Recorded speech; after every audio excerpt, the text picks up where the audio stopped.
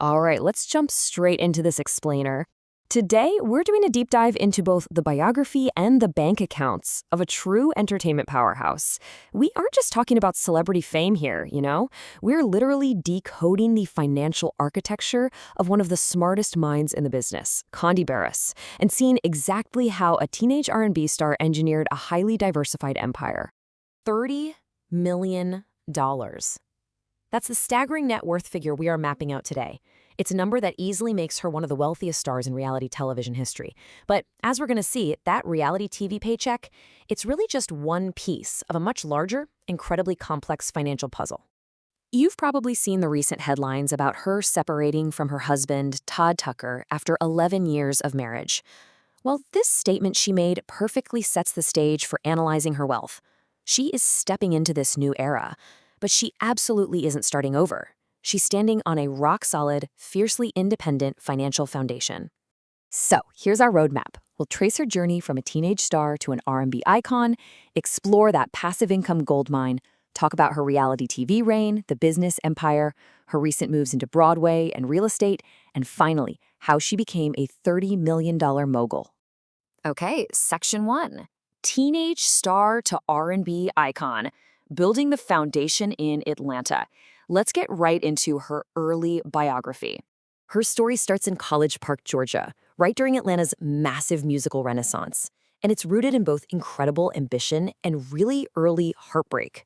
Back in 1991, right around the time she made her first national TV appearance on BET at just 15 years old, she lost her older brother in a tragic car accident. That devastating loss really fueled a fierce determination in her.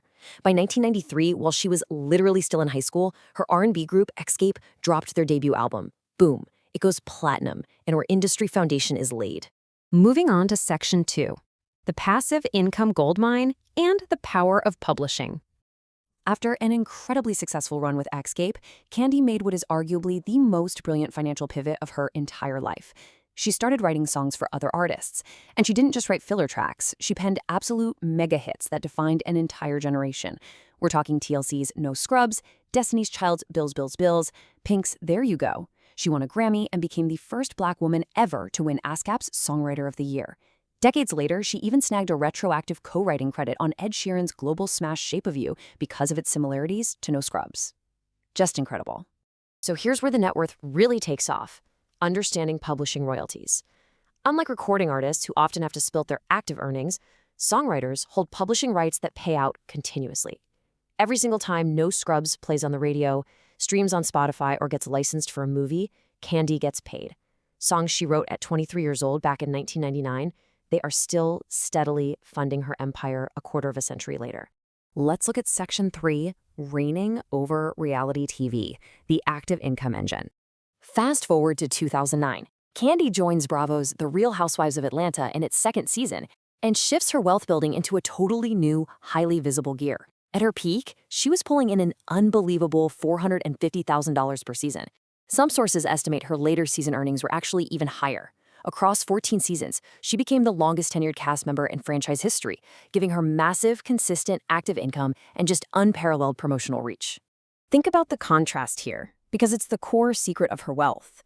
On one hand, you have her highly visible active income, the hefty Bravo paychecks, running the restaurants, doing appearances. But balancing that out is her massive, invisible, passive income, those evergreen music royalties quietly flowing in while she sleeps. She essentially built the passive foundation first, and then strategically layered the active TV income right on top. Section 4, building a business empire, monetizing the brand. Because Kandi is a true mogul, she didn't just sit back and collect a Bravo paycheck. No, she leveraged all that reality TV visibility as millions of dollars in free marketing. She launched Bedroom Kandi, a super lucrative direct sales intimacy brand bypassing traditional retail. She built the old lady gang soul food restaurant chain. Her makeup brand, Kandi Koated Cosmetics, even landed on Oprah's favorite things list.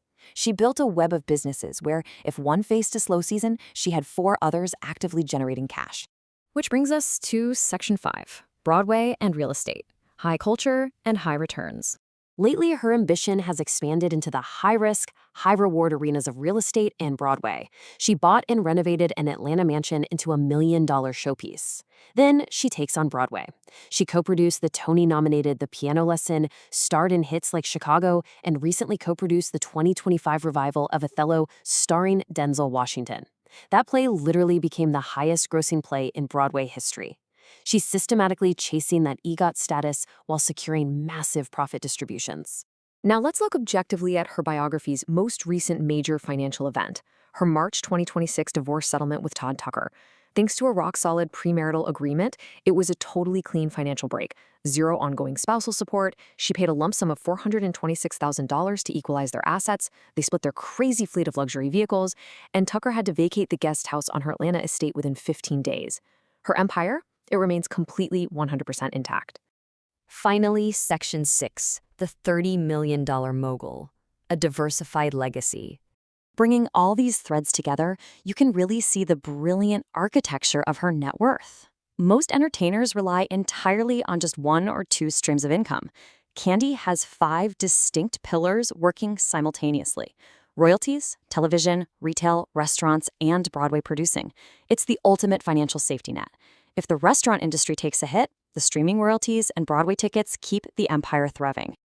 And hey, on top of everything else we've discussed, analytics estimate she pulls in over $150,000 monthly just from brand deals and platform monetization across her 12 million social media followers. Her digital footprint alone is literally a multi-million-dollar business. Ultimately, what we should take away from this explainer is that Kandi Burruss is wealthy because she understood something vital very early on. Yes, her incredible vocal and writing talent opened the door, but it was holding on to her publishing rights and building distinct, fully owned businesses that created the true wealth. She didn't just want a seat at the table, she bought the whole building. So, I'll leave you with this thought. As Kandi steps into her new independent chapter, leaning on this perfectly diversified $30 million foundation, what do you think her next major move is going to be? Will she finally secure that Tony Award, or is she going to launch a completely new global venture? Let that sink in as you think about your own financial blueprint. Thanks for joining me on this explainer, and keep learning.